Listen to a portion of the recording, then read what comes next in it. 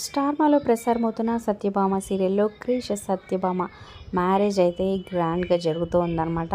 So వీళ్ళిద్దరి reception అయితే రీసెంట్గా టీం అంతా కలిసి ఈ వరంగల్లో ఫ్యాన్స్ మధ్య రిసెప్షన్ ఏర్పాటు చేశారనమాట. సో దీనికి మంచి రెస్పాన్స్ వచ్చిందనే చెప్పొచ్చు.